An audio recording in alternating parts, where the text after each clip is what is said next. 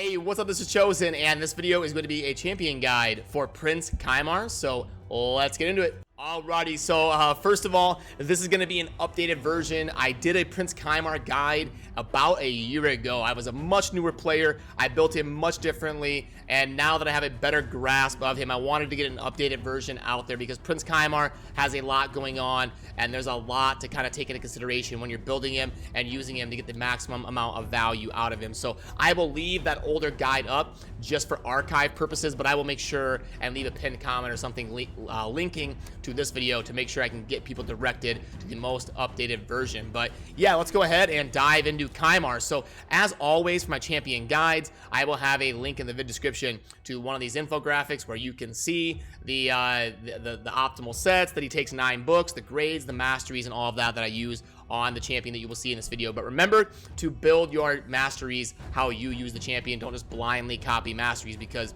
you may be using the champion in a different context, but I'll probably dive into that when I talk about the masteries. And one funny thing about this guide is I should be pretty well practiced because I just recorded it and I was muted the whole time. So I already did my champion guide on Kymar and my mic was muted the whole time. So I went into post-production and started editing the video, and I was like, why is the audio so soft? And I was muted, so I'm just sitting here talking and not doing anything. So now I'm recording it for the second time, and hopefully my mic is turned on. So that's a funny little note that I'm kind of dealing with today. But yeah, let's dive into Kymar's kit. Kymar is an absolute S-tier champion. He is so incredible because he opens up the door to so many fun strategies and fun teams that you can kind of build around and do a bunch of speed runs. He's super meta for speed runs. He can help you progress in the Spider, which is one of the tougher dungeons in the game.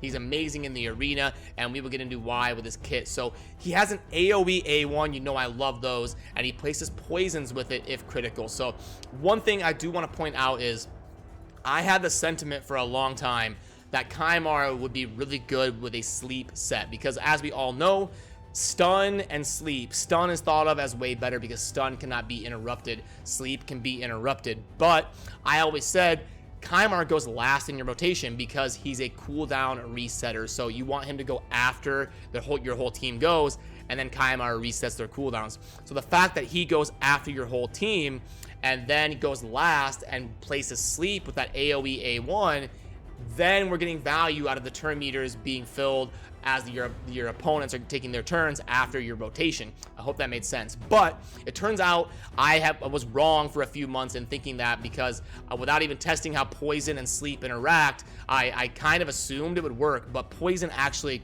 interrupts sleep, so it will not work. If he places poisons, the poison will tick, it will interrupt the sleep, and they will take their turn despite having the sleep debuff. So if you're gonna build him with a sleep set, you would have to build him with super low crit or something. But even if you build him low crit, he's got a base of 15, and you're gonna get random crit somewhere probably. So he's probably gonna be around 20, 25. So the optimal route is probably to go with a stun set. I love building him. I love building AoE A1 champions in a stun set because it's so suppressive, and he has AoE on his A2 as well, so it's even better to get that stun set. So I love Kymar in a stun set. It's why I put it as one of the gear options, one of the optimal sets on my infographic. Another really cool thing about Prince Kymar is a speed aura for the arena of 30%. Now, typically, a lot of people love Arbiter because of her speed aura, and Arbiter's is also 30. So he's got the same arena speed aura that Arbiter has, and it's very close to being the best in the game. The best in the game is going to be Lord Shazar at 32%. Kymar is right there at 30%, so that's one thing that's very cool about him. And he's also got the A2 that does AoE buff removal, which is absolutely incredible. Not only does it do AoE buff removal, but it also places a sleep just as part of the ability. You don't need the set or anything. So what an amazing kit with the AoE A1 that places poisons, the A2 that's AoE buff strip and places a sleep, the A3 that is one of the coolest abilities in the game in terms of resetting cooldown and boosting turn meter for your whole team, and then one of the best ally speed in the arena auras in the game. Probably the best aura for the arena is speed, and he's got one of the best in the game. He's got base speed of 103. He's got good base defense, good base HP, The whole kit is just amazing. He's an absolute S tier legendary, and if you get him, you're gonna want to invest in him, you're gonna want to max him out, and I hope this video will kind of help you get some insight on Kymar. So let's go ahead and pull up my Kymar and dive into how I built him. Alright, so here's my Kymar. I will show you the total stats first. I would like to get, so I didn't build Kymar as a damage dealer. I built him as a support, and I'll get into why when I show you the masteries and all that, but he's super good as a support. So the hit points is great. I love that. I would like to get his defense to around 3k, but with his HP being that good, I can handle 2700. Speed, very, very important to get that right on Kymar. He needs to go last in your rotation if you want to extract the maximum value out of your Kymar. So make sure you're going to have the rest of your team above, in this case, 191. So I have most of my teams, like in my Golem team, their speeds are going to be between 192 and like 210. And then Kymar is going to go at the back end of the rotation. You want him as close to your team as possible. At the back end, he goes at the end and resets the cooldowns, and you're off and running. That's how I can do my Golem run in a minute, and I can get to the boss in 16 seconds because I have it tuned right with Kymar going last and everybody else going in front of him. Crit rate is a little bit high. I could take that down to 100 and replace a piece, but Kymar is tough because I've got him tuned in so many different teams. If I start moving pieces around, I move his speed, all of a sudden he's 187. Oh, now he goes before someone else.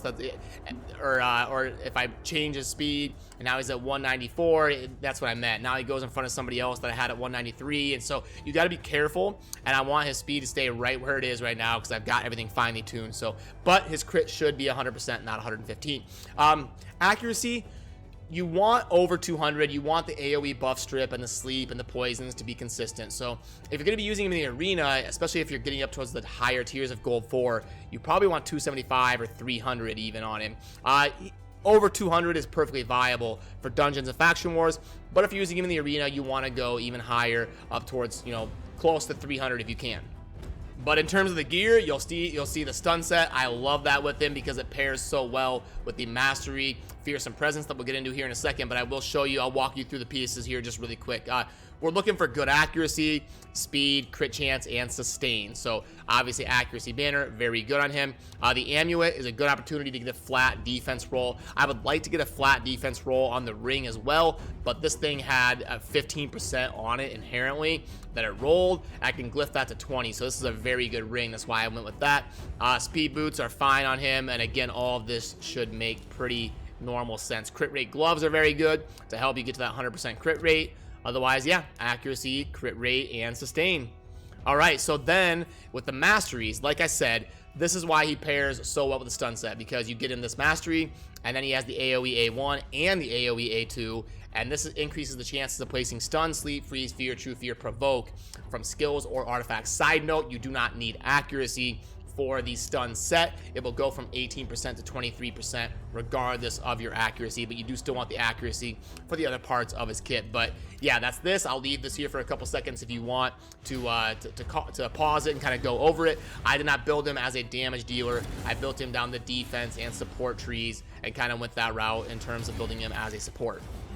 I also like to touch on the booking process. Now, you don't have to book the A1. It's not super impactful. So if you get lucky and have your books go to the A2 and the A3, I would stop there. When I was booking my Kymar, I had bad luck. I maxed out the A1, and then I had to go ahead and just slam through the A2 and the A3 to get him booked.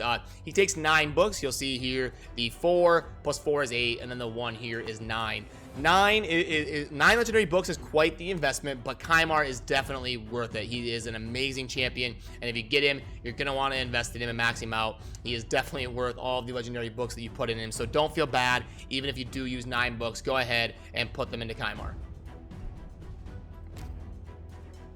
But let's dive into showing Kymar in action here. So I do like to just pull up the campaign and show you how they perform as an endgame campaign farmer in 12-3 Brutal. So let's go ahead and fire up Kymar here. I expect this to take about 15 seconds. He's a pretty good farmer just based off of all of his AoE abilities, and even though I didn't build him as a damage dealer, he should do just fine. And he had a little bit of bad RNG there because of the force affinity, so this run could take about 17 or 18 seconds instead of about 14 or 15. But yeah, he's not a god to your, you know, campaign farmer or anything. You're probably not going to use him in that capacity, but I like to show it just for fun. He is capable, just like most legendaries are, if you get them in decent gear. And even though he wasn't built as a damage dealer, he did fine as a campaign farmer, and he's going to be great for 3-starring campaign content as well. But probably my favorite team to go over is my Golem team, and this is where Kymar really shines. You can build a crazy team that goes, nukes, and he resets, goes, nukes, resets, and you go into the boss. And if I get decent RNG, so this team is a 100% win rate, but if I get good RNG, it can be like 40 seconds. And there you see, here comes the nuke from Seer. And then we're going to go into wave 2. They're all going to go. Kymar's going to reset. They're going to go. Seer's going to nuke. And I'm going to be at the boss in 17 seconds. So here it comes. And pop. 17 seconds. We're at the boss. So that part is very predictable, buildable, and consistent. But when we get here, you know how the Golem is by now. The Golem can get a little bit haywire and some things can go bad. So if I get bad RNG, the run can take like a minute 20. But if I get good RNG, it can take 40 seconds. So I think my best time ever on the Golem is 41 or so. And then if I get bad RNG, it can be like a minute 20, but it is a 100% win rate. And Kymar lets you do so many cool things like that in terms of resetting abilities and allowing you to kind of break the mechanics of waves and just nuke them down. So here we go. The RNG seems decent so far. My Seer is still alive. That's good. And then I just need her to nuke down the boss, survive that. Nope, she didn't survive that. So if she survives that, I'm going to come through nuke and I'll be on my way in about a minute or so. But because of that happening, it's probably going to take me about a minute 20 or so. I need to get my Seer built for a little bit more toughness, so that's not a problem. That would lower my average clear time, probably 6 or 7 seconds in the Golem. But yeah, anything that's fast in the Golem is going to be just fine. And that's actually funny because this is probably the worst run I've had on the Golem in like 3 months. That is funny. Yeah, minute 32. I haven't seen that. It's always like a minute 10 to a minute 20, even on the bad runs. So that is funny. I want to do another one just to see, honestly. So let's fire this up. There's no way that can be how it's going down. Yeah, you can see this again. We go through, we nuke, we blow up. And then we go through the rotation, and we set it up, and we blow it up. And that will be consistent. I will be at the boss in 17 seconds. That part I can promise you. Now I wonder, I honestly, that was the worst run I've seen in 3 months. So I wonder, the problem is I need the Seer to not get just absolutely demolished by the Ice Golem. And that the decreased attack by the Stag Knight is very important for trying to help me keep her alive, but she still just got absolutely decimated. Because you need her, I need her to get that second nuke off. There it is. Okay, so there we got the nuke off. And then we need a Kymar to come through, reset everybody. We do another one, and we're on our way. As long as she survives, right there. Yep, see, so that one was fine. Sometimes you get bad luck and you get blown up. And there it is, a minute 08. Still, that one was bad too, but that's typically the bad ones are about a minute 10 to a minute 15. So I'm happy with that. That was weird that it was like a minute 30. I had to do another one. Sorry about that. I was kind of shocked because I hadn't seen a time that bad in months. But Kymar is also double S tier in the Dragon. I've got a Dragon team that is 40 seconds featuring Kymar. What I do is I go with 4 champions. I put a food in the 5th. That way I can level up food while I'm farming dungeons. I think it's a great strategy in terms of kind of double dipping. And my Dragon team is like 45 seconds, regardless if it's 4 or 5 people. So what I do is I think it's like 1 or 2 seconds of difference. So I just put in food in the 5th slot, and it can be a great way to double dip and get XP and level up food while you're farming dungeons. So I really like doing that. And as a side note, if you're going overnight in terms of farming, just use people that can do it like as a duo, like 2 people, and then use 3 food. Like if it doesn't matter if it takes 6 or 7 minutes, whatever. If you're gonna be gone for like 10 hours just auto-clicking it, let it take 6 or 7 minutes. It doesn't matter. You might as well level up some food while you're gone. So that's what I like doing, and keeping track of that and trying to be as efficient as possible. But yeah, it should be about 40 to 45 seconds, and Kymar is obviously a huge part of enabling this team to do so well. And this is what I want to talk about in the arena with Kymar. We've all been in this situation many hundreds of times. You're fighting in the arena. The Skull Crown is sitting here with this annoying, unkillable buff. You sit here, you're hacking on her. You can't do anything.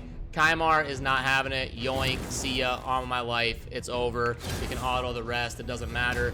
But he is so handy. Buff strip in the arena is not only great for Skull Crowns, it's amazing for anybody that places a bunch of super impactful buffs. When you're going against Siffies, and you're going against Duchess, and all these champions that place really good, super impactful buffs, Kymar with that AoE strip and placing the sleep allows you to kind of target, take advantage of the sleep, and remove all those pesky buffs that people are placing in the arena. So I love Kymar. He's very undersold for the arena, especially if you manual him and do his AI properly. So let's go ahead and do the grades for Kymar. All right, so we're gonna go into the arena. So like I said, I was muted the first time I recorded this video, so I have already done this. That's why it's grayed out and I can't do it because I already did it once. But the arena offense was definitely a 5. He's got a lot of fun things you can do in the arena. Spider is a 5 because he enables you to have so many cool strategies in terms of manual or auto. If you can get it worked right, speed to it right, he can be amazing. The Spider campaign is a 5. I showed you he's a good farmer. He can do it in like 13 to 15 seconds, and he also helps you in 3-starring content. Arena defense, he's a 4 because without you being there to manual him, he's not going to be quite as good. As AI is not perfect. It can do the wrong thing at the wrong time sometimes. Clan boss, he places poison on an A1, which is decent. He resets cooldowns. I give him a 3. He's not S tier, but he's not like garbage. Magic Keep, he's amazing. He's got the buff strip, so he can really help you to clear the Magic Keep fast. Minotaur, he's amazing. Any sort of a speed farming dungeon like the Dragon, the Minotaur, he's a 5 in both of those. Fire Knight is probably his worst dungeon, but he will help you in terms of resetting cooldowns and being able to get those high impact abilities out more often, so I did give him a 3 still. Golem, 5, obviously. Spirit Keep, 5. Void, 5. Force, 5. Faction, 5. And you can see Kymar is absolutely amazing, getting a 5 in almost every area of the game. And all right, that's gonna do it for this video. Remember, I will have a link to that infographic down in the video description if you want to check it out. And I'm just now noticing I forgot to put his avatar in the top right that I usually have on these, so I'll fix that by the time you're clicking on it down in the video description. But yeah, that'll be down there. And as always, thank you for watching. Have a good rest of your day. Peace.